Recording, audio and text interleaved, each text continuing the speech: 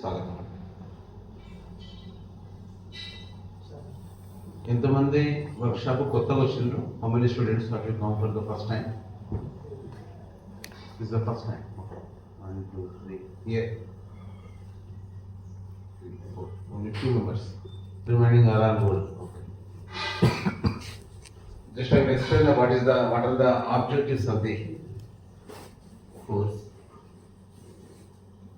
Already మనకు 1 day courses ఉన్నాయి కదా, మళ్ళీ మనకు వర్క్షాప్ ఉంది. ప్రధానమైన ఉద్దేశం ఏంటంటే చాలా మటుకు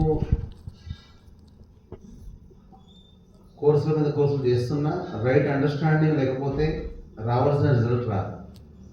దానికోసం ఒక మంచి రైట్ అండర్స్టాండింగ్ డెవలప్ చేయాలంటే థియరిటికల్ అండర్స్టాండింగ్ కూడా క్లారిటీ ఉండాలి. కరెక్ట్ వేలో చేస్తున్నామా లేదా సాధన, రియల్ లైఫ్లో అప్లై చేస్తున్నామా.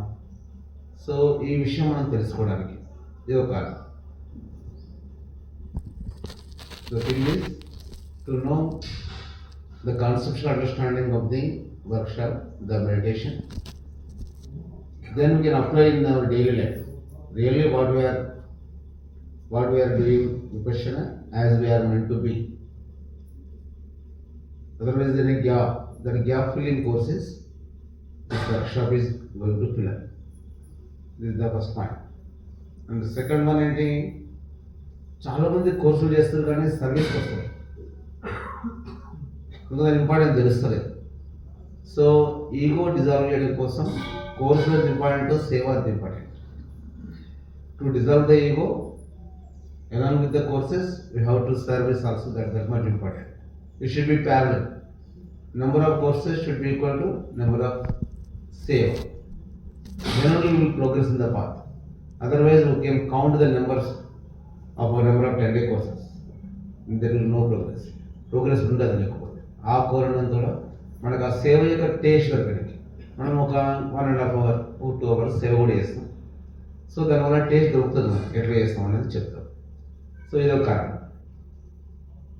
మేము కొన్ని కాన్సెప్ట్లు ఏదైనా కాన్సెప్ట్ తీసుకుంటాం, 10-day కోర్సులో కానీ సతిపట్టణంలో కానీ లేదా 2-day కోర్స్, ఏదైనా ఒక టాపిక్ తీసుకొని దాని మీద గురుజీ డిస్కోర్స్ ప్లే చేసి అది కానీ, తర్వాత మధ్యాహ్న సెషన్లో మెయిన్గా డౌట్స్ క్లారిఫికేషన్, కొంత మోటివేషన్, ఇవన్నీ మనం ప్లాన్ చేస్తాం. మెయిన్ దీనికోసం వర్క్షాప్ ఉద్దేశం. In the afternoon session generally will focus on the question and answer, doubts clarification, and also morning conceptual understanding. We will take any concept from the 10-day course or Satipatthana or 1-day, 2-day, 3-day courses from any other Guruji discourse. Okay, we will take from that and we will discuss on that. We will explain and we will have a clarity about that. So how many students of you not understand the Telugu? ऐसा कोई है Telugu complete नहीं आया, हिंदी और English only? Okay. So this whole session, first 1 hour it will be in Telugu. Second 1 hour, that is from 11:15 to 12:15, 12:30, it will be English and Hindi. So now the who knows only and English Hindi, now they can go for seva for 1 hour. Now the time is 10:15. Approximately 1 hour you can, sir, we can meet in the office. They will allot you सेवा. आप सेवा में जा सकते हैं आप 1 घंटे के बाद फिर आना है. उसके बाद जो टॉपिक्स होता है ना कंप्लीट, वो तेलुगु में होता है ना, वो हिंदी में मैं एक्सप्लेन करता हूँ. Now you can go. The Hindi and English students, now you can leave the hall and you can meet in the office.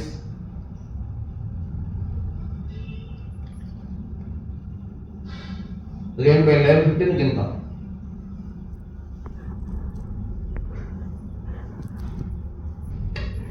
First we listen the discourse of the తెలుగులో డిస్కోర్స్ విందామండి. అనుకుంటే ముక్త స్థితి ప్రాప్తిస్తుంది అనుకుంటే అది మోసమే అవుతుంది. కానీ ఈ మోసం ఇక్కడికి వెళ్తే పని అవుతుందని, అక్కడికి వెళ్తే పని అవుతుందని ఆశలు పెట్టుకొని ఎంతో దీన స్థితికి దిగజారిపోయాం. ఈ దీన స్థితి నుండి బయటపడాలని ప్రతి సాధకుడు అర్థం చేసుకోవాలి. కానీ ఎలాంటి అవిద్యలో ఉంటారంటే, ఎలాంటి మోహంలో ఎంతటి అజ్ఞానంలో ఉంటారంటే తమ దుఃఖానికి నిజమైన కారణం ఏమిటో తెలుసుకోవడానికి ఇష్టపడరు. తమకు వ్యాకులత ఉంది అని ఒప్పుకుంటారే కానీ దానికి మూల కారణం ఏమిటో తెలుసుకునే ప్రయత్నమే చేయాలనుకోరు. ఇంకా తమ వ్యాకులత గల మూల కారణాన్ని దూరం చేసుకునే ఉపాయం ఉన్నా దాన్ని తెలుసుకునే ప్రయత్నం చేయరు. దానిని దూరం చేసుకోగలరు కాబట్టి దూరం చేసుకునే ప్రయత్నం చేయాలి కదా, అయినా ఆ పని మొదలు పెట్టరు. అటువంటి వారిది దౌర్భాగ్యమే కదా, ఎంతో దురదృష్టం వారిది. ఈ దురదృష్టం నుండి మీకై మీరే బయటపడాలి. లోపల వికారాలు పుడుతున్నంత వరకు వ్యాకులత తప్పదు. ప్రపంచంలోని ఏ శక్తి కూడా మనల్ని రక్షించలేదు. ఏ శక్తి మనకు ఆందోళనల నుండి అశాంతి నుండి ముక్తినివ్వలేదు. ఈ పని స్వయంగా మనమే చేయాలి.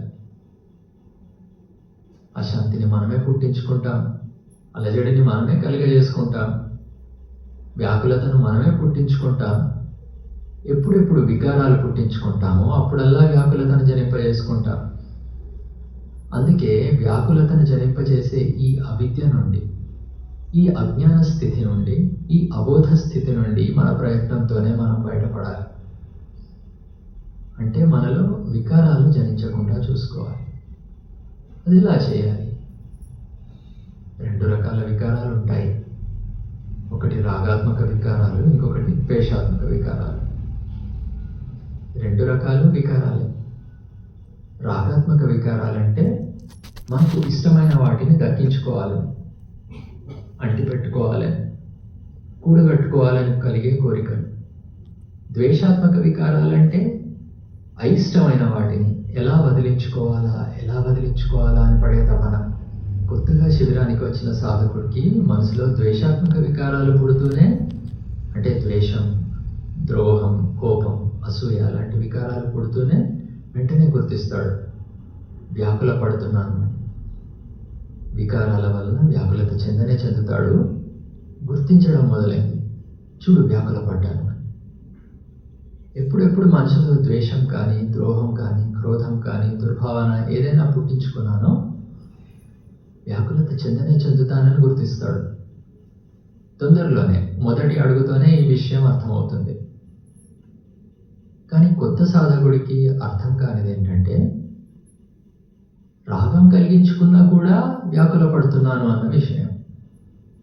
కొత్త సాధకుడికి రాగంలో వ్యాకులత ఏముంది అనిపిస్తుంది. నాకు ఇది నచ్చుతుంది, అందుకే ఇది కావాలి అనిపిస్తుంది. కామవాంఛ కలిగి ఇలా కావాలి, అలా చేయాలి అనిపిస్తుంది.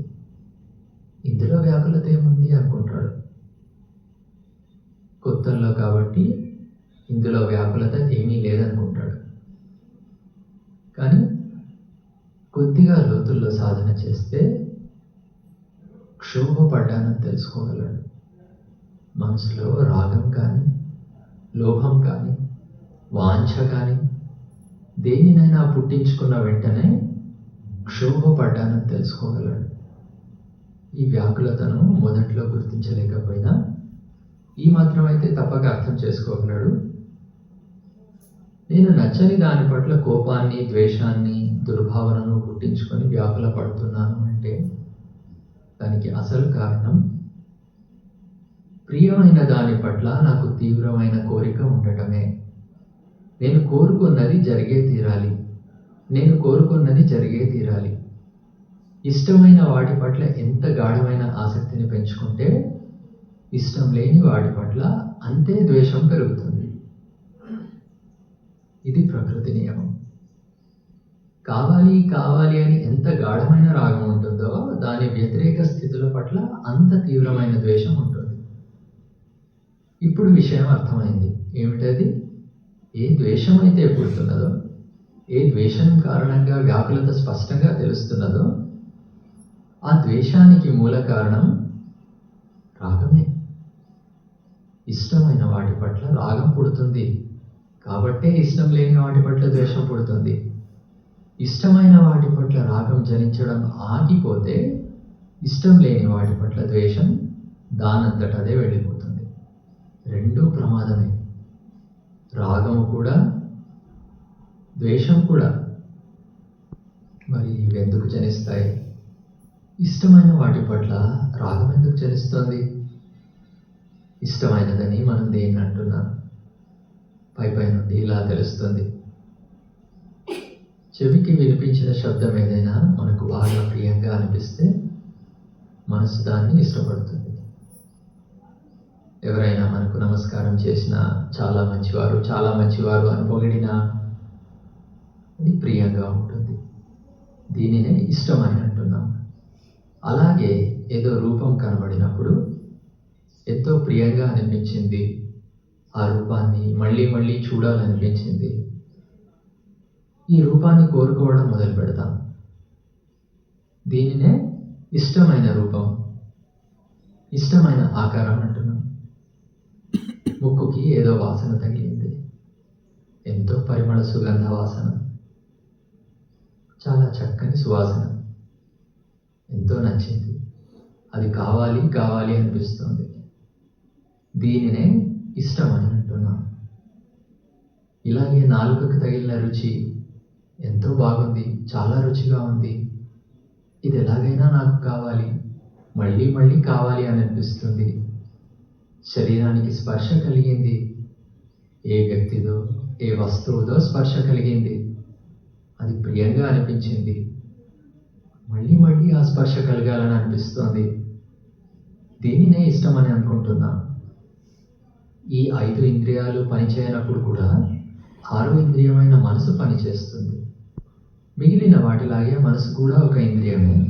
5 ఇంద్రియాలు ఇంతకుముందు ఏ అనుభూతులను పొందాయో, ఏ శబ్దాన్ని విన్నప్పుడు మనకు నచ్చిందో, ఏ రూపాన్ని చూసినప్పుడు మనకు నచ్చిందో, నాలుకకు ఏ రుచి తగిలినప్పుడు మనకు నచ్చిందో, ముక్కుకు ఏ వాసన తగిలినప్పుడు మనకు నచ్చిందో, ఏది చర్మాన్ని స్పృశించినప్పుడు మనకు నచ్చిందో, ఈ 5 ఇంద్రియాల ద్వారా కలిగిన అనుభూతులను, ఇష్టమైన అనుభూతులను మనసు నెమరు వేసుకుంటుంది. అప్పుడు అలా జరిగింది, ఆ మాటలు విన్నాను, ఆ రూపాన్ని చూశాను, ఆ రుచి చూశాను, అన్నీ మళ్ళీ కావాలి, మళ్ళీ కావాలని మనసు కోరుకుంటుంది. అంటే ఈ 6వ ఇంద్రియం పనిచేయడం మొదలుపెట్టింది. ఇష్టమైన వాటిని ఊహించుకోవడం, వాటి పట్ల ఆసక్తిని పెంచుకోవడం మొదలుపెట్టింది. ఈ 6 ఇంద్రియ ద్వారాలకు వాటి విషయాలతో స్పర్శ కలిగినప్పుడు అది మనసుకు నచ్చితే దాన్ని ఇష్టమని అనుకుంటున్నాం. ఆ ఇష్టమైన దాన్ని మళ్ళీ కావాలి అని రాగం జనింపజేస్తున్నాం. దీనికి వ్యతిరేకంగా ఏదైనా జరిగితే దానిని ఇష్టపడం, అప్పుడు ద్వేషం జనింపజేస్తున్నాం. ఇలా స్థూలంగా విషయం అర్థమైంది. కానీ విషయాన్ని స్థూలంగా పైన అర్థం చేసుకున్నంత మాత్రాన వికారాలు తొలగిపోవు, వాటి మూలాల వరకు చేరుకోవాలి. మనం విపశ్యన అందుకొరకే చేస్తున్నాం. ఓకేనండి. ఇప్పుడు మనం విన్న డిస్కోర్స్లో ఇది టుడే కోర్స్ ఉంది కదా, టుడే కోర్సులో గురుజీ డిస్కోర్స్ ఇది ఏముంది, ఒక మెయిన్గా సారాంశం రాగద్వేషాల మీదనే ఉంది. మొత్తం మన విపక్షణలో దాని మీదైనా మన దుఃఖం ఉంది కదా, అయినా కారణం, దుఃఖానికి కారణం ఏంటి, మన సఫరింగ్ కారణం ఏంటి? రాగం ద్వేషం. ఇనిషియల్గా గురుజీ ఒక మంచి మాట చెప్పి, మనం స్టార్టింగ్లో ఫస్ట్ కోర్స్ చేసినప్పుడు జనరల్గా స్టార్టింగ్ దశలో ఏముంటుంది, ఈ నొప్పులు కానీ ఇవన్నీ ఇచ్చినప్పుడు నీ ద్వేష సంస్కారాలు బయటకు వస్తే ఇది దుఃఖం అని స్పష్టంగా తెలుస్తుంది. మనకు మంచి చాలా ప్లెజెంట్ సెన్సేషన్ ఉంది, నొప్పులే లేవు, చాలా హ్యాపీగా ఉన్నాం, ఓకేనా? అప్పుడు వస్తుంటారు ఇక చాలామంది సాధకులు వచ్చి చాలా మంచిగా అవుతుంది సార్ సాధన, 2 రోజులు చూడాలి ఎంత మంచిగా అవుతుంది అనుకుంటాం, తర్వాత మళ్ళీ వస్తారు ఎట్లాగని. సో 2 రోజుల తర్వాత మళ్ళీ వచ్చి స్వామి చెప్పిన 2 రోజులు చాలా బాగా నడిచింది, ఎంత ప్రవాహం అంటే శరీరం అంతా ధనప్రవాహం వచ్చింది. తర్వాత ఇప్పుడు మళ్ళీ నొప్పులే స్టార్ట్ అయినాయి, ఒకటే ఆలోచనలు వస్తున్నాయి, నా మైండ్ కంట్రోలే లేదు, ఇక్కడ ఉంది సార్ మెడిటేషన్ అంతా, అప్పటిలాగా ఎదునే లేదు.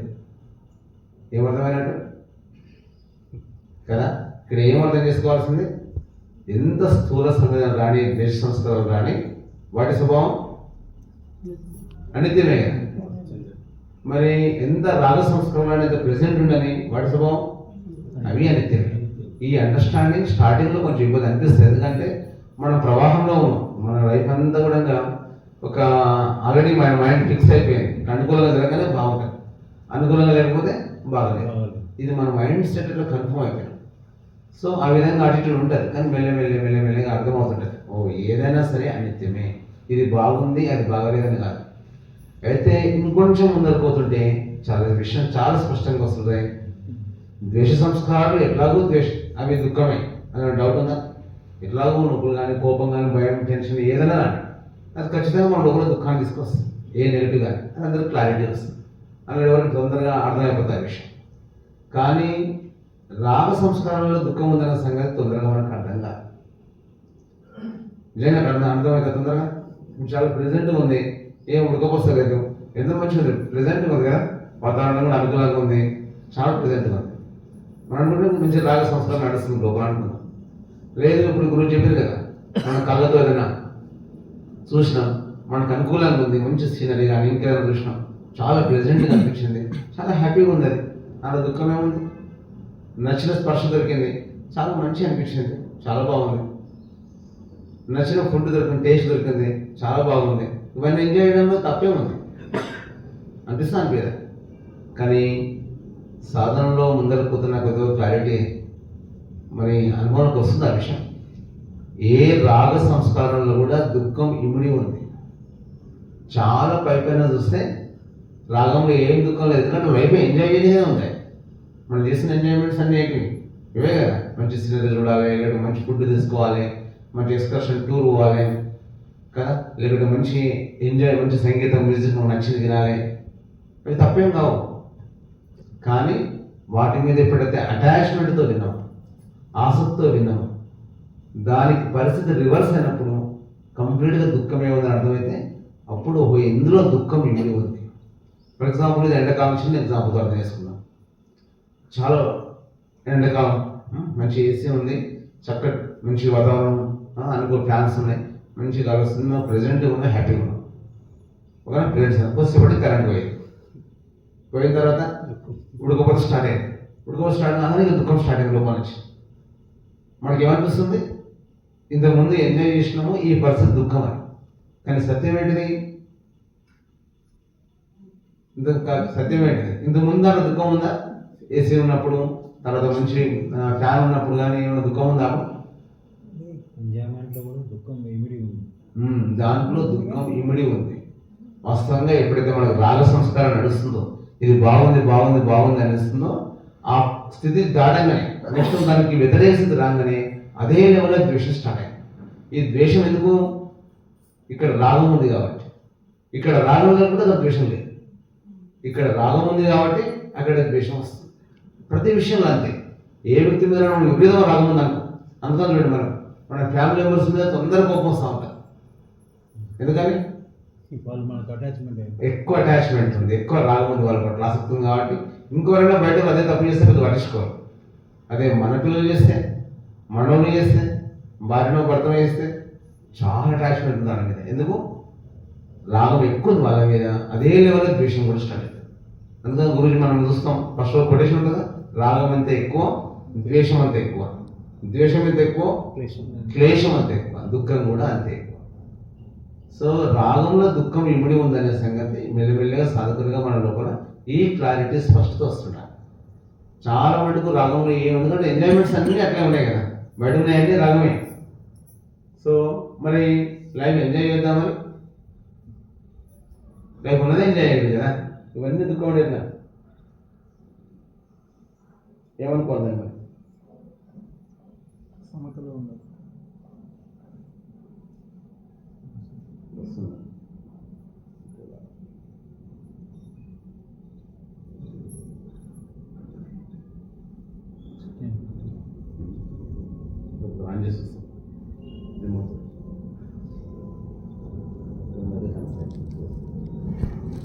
వెంటనే అది ఇటువంటి ఫోటో కూడా ఇచ్చింది, తయారు చేసింది. సో ఇక్కడ ఏముంది? రాగద్వేషాలు.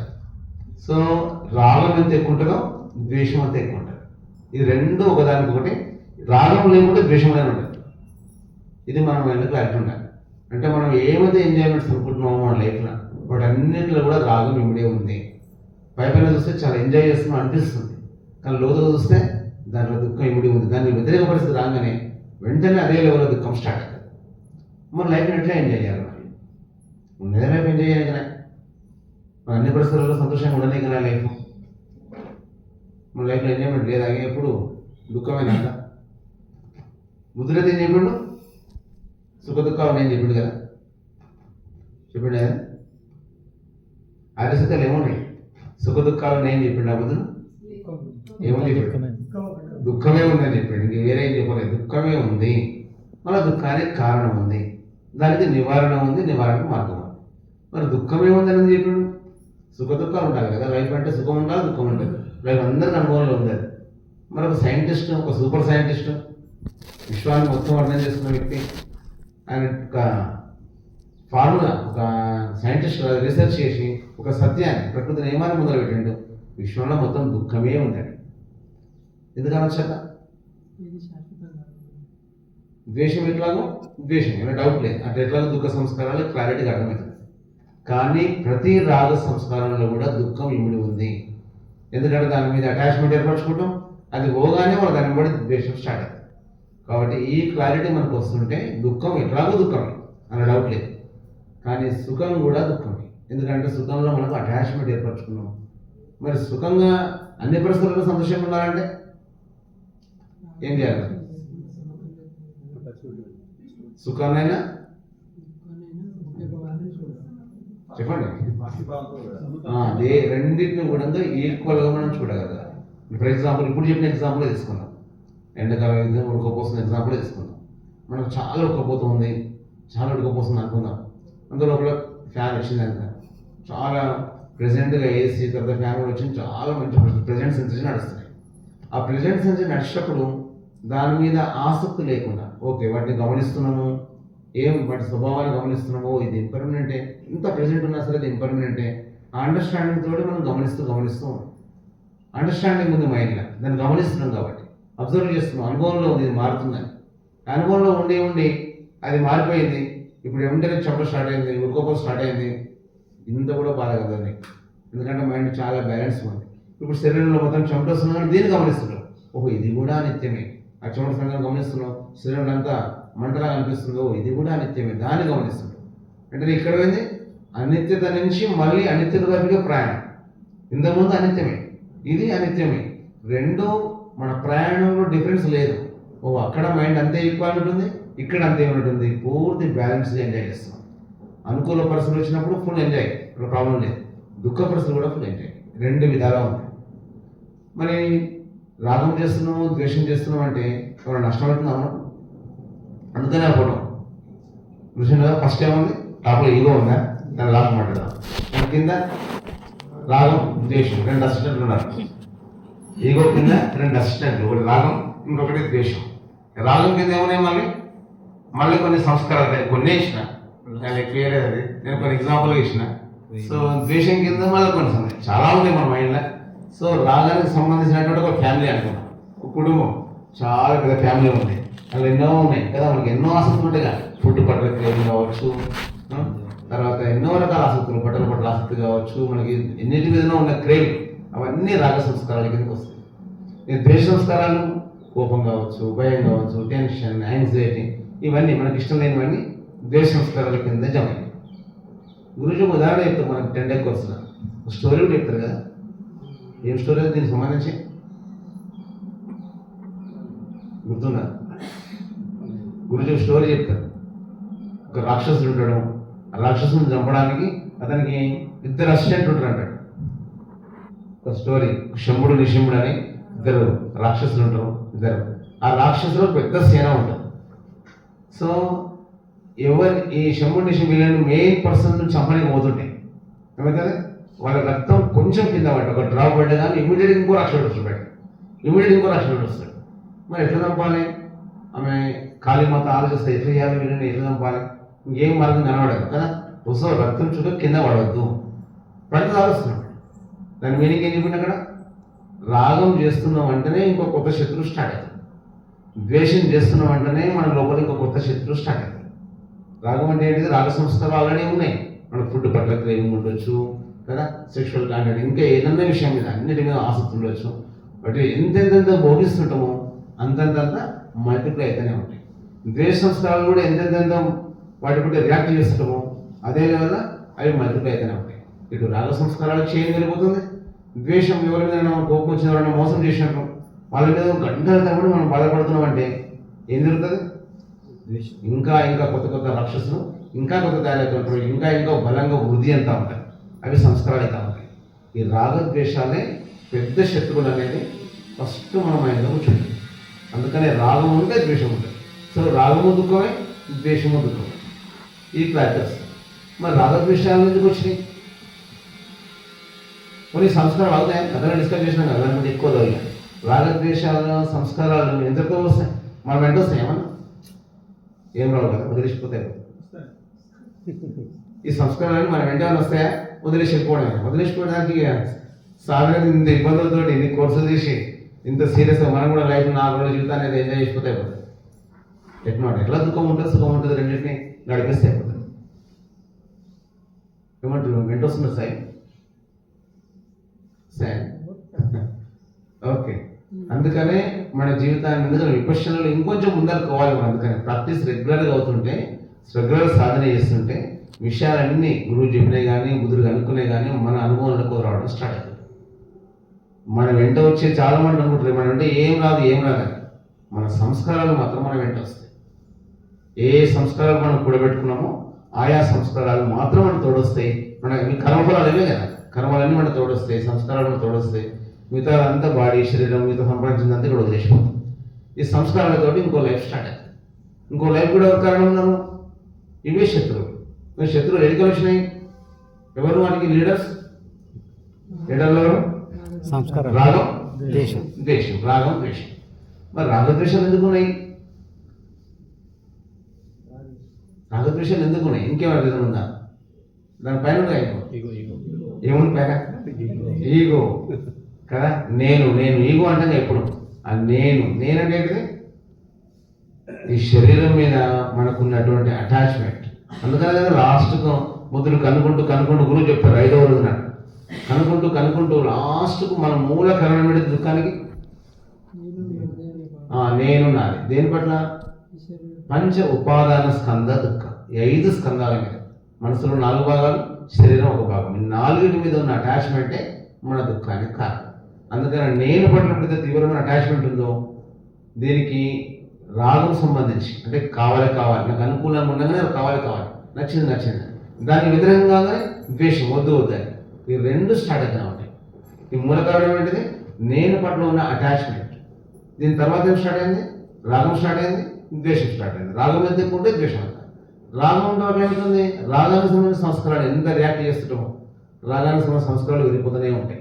ఎంత రియాక్ట్ చేస్తున్నామో ద్వేషానికి సంబంధించిన సంస్కారాలు వెళ్ళిపోతూనే ఉంటాయి.